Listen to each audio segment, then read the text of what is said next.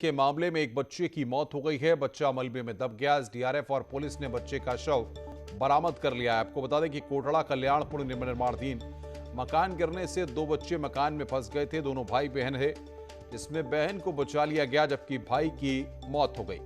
देर रात तक rescue operation किया गया। और बातचीत करने के लिए मुकेश भट्ट हमारे संवाददाता हमारे साथ विकासनगर से जुड़ रहे हैं फोन लाइन पर। मुकेश, बताइए क्या अपडेट है आपके पास? जी, ये देर रात रेस्क्यू अभियान के दौरान जो बच्चे था उसका शव बरामद कर लिया गया है। घटना के बाद से पूरे क्षेत्र में शोक की लहर है और सबसे बड़ी बात यह है कि जो पीड़ित पक्ष है उनका यही मकान रहने के लिए था। फिलहाल उनका सारा मकान धराशायी हो गया है। उन्होंने तहसील प्रशासन से मदद की गुहार लगाई है। जी, फिलहाल प्रशासन की तरफ से कोई जानकारी अब तक दी गई है? जी, प्रशासन की तरफ से अभी तक ऐसी कोई स्टेप नहीं उठाया गया है पीड़ित परिवार की को मदद के लिए। इस तरफ की कोई मदद, अब आगे की कार्यवाही इसमें की जाएगी, ऐसा प्रशासन का कहना है, प्रशासनिक अमले का अधिकारियों का कहना है। बहुत बहुत शुक्रिया मुकेश, आप नजर बना के रखिए, आगे भी हम आपसे अपडेट लेते रहेंगे। हल्द्वानी में सड़क किनारे खड़ी एक कार अचानक धू धू कर जलने लगी, जिसके बाद आसपास अफरा तफरी मच गई। बताया जा रहा है कि जिस समय कार में आग लगी उस समय कार का मालिक ड्राइविंग सीट पर बैठा हुआ था, लेकिन जैसे ही कार के बोनेट से धुआं निकलने लगा, कार सवार अपनी जान बचाकर भागा। पीली कोठी चौराहे के पास खड़ी एक कार कुछ ही पलों में धू धू कर जलने लगी। आग इतनी तेज थी कि पुलिस को एक हिस्से का ट्रैफिक तक वहां पर रोकना पड़ा। काशीपुर के प्रकाश अस्पताल पर मरीज की मौत के बाद परिजनों ने जमकर हंगामा किया है और सड़क जाम लगाकर प्रदर्शन किया और अस्पताल के खिलाफ जमकर नारेबाजी की। परिजनों का आरोप है कि डॉक्टर की लापरवाही से युवती की मौत हुई है। परिजनों ने प्रकाश अस्पताल पर आरोप लगाते हुए कहा कि मरीज की डेड बॉडी कई घंटों नहीं दी गई। वहीं अस्पताल संचालक डॉक्टर अरविंद शर्मा ने आरोपों को गलत बताते हुए अपना बचाव किया। मौके पर पहुंची पुलिस ने शव बरामद कर मामले की जांच की बात कही है।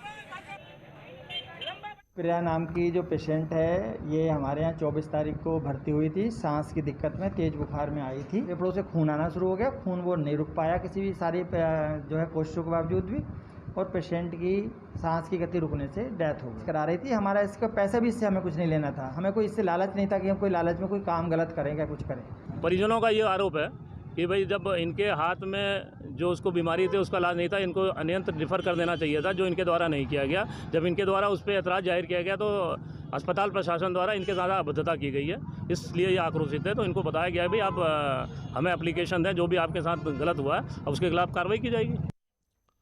एक बार फिर से कोरोना डराने लगा है। हल्द्वानी मेडिकल कॉलेज में मेडिकल के 30 छात्रों समेत कुल 32 लोग पॉजिटिव मिलने से कॉलेज कैंपस को कंटेनमेंट जोन में तब्दील कर दिया गया है। देखिए रिपोर्ट।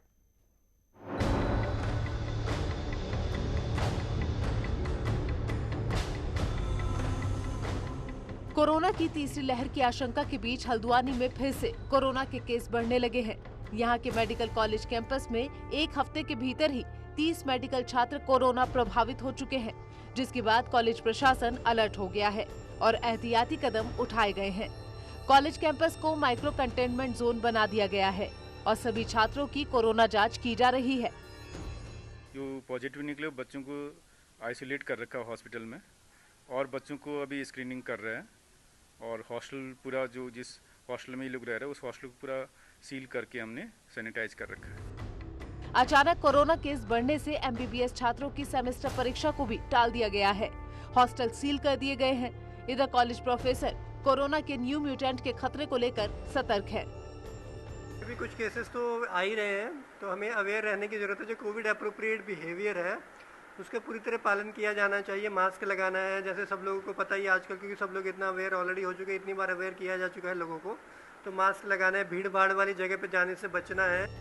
फिलहाल सभी कोरोना संक्रमित छात्रों की हालत ठीक है, लेकिन अब सावधानी की बेहद जरूरत है, क्योंकि तीसरी लहर की आशंका बहुत पहले से जताई जा रही है।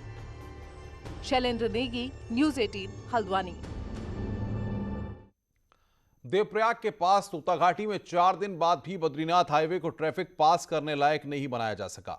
बारिश और लैंडस्लाइड के बाद दरकी पहाड़ी के मलबे को अब तक पूरी तरह से नहीं हटाया जा सका है। वहीं सड़क साफ करने में मौसम भी बाधा बना हुआ है। पहाड़ी के एक बड़े हिस्से में आई बड़ी दरार किसी हादसे का कारण बन सकती है। फिलहाल पुलिस को मौके पर तैनात कर ट्रैफिक को डायवर्ट कर दिया गया है।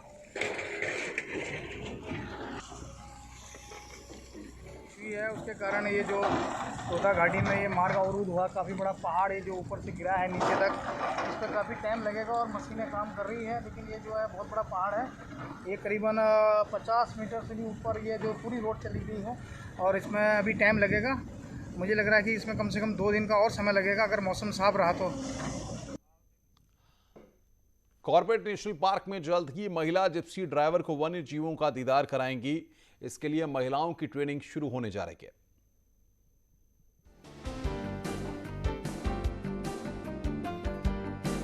कॉर्बेट में अब महिलाएं भी जिप्सी चलाती नजर आएंगी। चयनित महिलाओं को देहरादून में ट्रेनिंग दी जाएगी। देहरादून रवाना होने से पहले ये महिलाएं काफी खुश दिखाई दी। इनका कहना था कि महिलाएं किसी से भी कम नहीं है और वे घर के साथ स्टीयरिंग भी संभाल सकती हैं। देखिए, बहुत खुशी महसूस हो रही है। एक तो पहली बार महिलाओं को मौका मिल रहा है कि अपने घर से बाहर निकल के जिप्सी चलाने का, और आज तक उन्होंने घर के काम ही किए हैं। तो आज वो छुरी चाकू से लेकर स्टीयरिंग में अपना हाथ चलाएंगी, तो देखते हैं कि ये अनुभव उनके लिए कैसा होगा। उत्तराखंड में सरकार ने हमें ये फैसिलिटी दी है कि अब महिलाएं भी जिप्सी चलाएंगी, तो ये देखने लायक रहेगा। और कॉर्बेट नेशनल रिजर्व के डायरेक्टर का भी मैं थैंक यू कहना चाहूँगी कि उन्होंने ये मौका दिया है। कॉर्बेट निदेशक के मुताबिक जिप्सी ड्राइवर के तौर पर 50 महिलाओं का चयन किया गया है। पहले दिन में 25 महिलाओं को ट्रेनिंग पर भेजा गया है, जो ट्रेनिंग के बाद जिप्सी चलाती नजर आएंगी। उसके क्रम में 50 महिला जिप्सी चालक जो हैं उनका चयन कर लिया गया है। अभी प्रथम फेज में लगभग 25 महिलाएं जो हैं वो देहरादून में वाहन प्रशिक्षण के लिए आज जा रही हैं और 21 दिन का ये प्रशिक्षण कार्यक्रम है।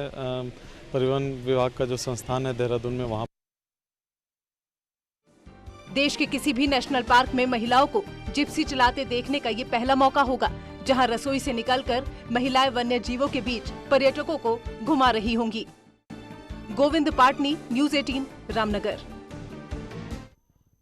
खबरें और भी हैं, रुक रहे हैं एक ब्रेक के लिए। ब्रेक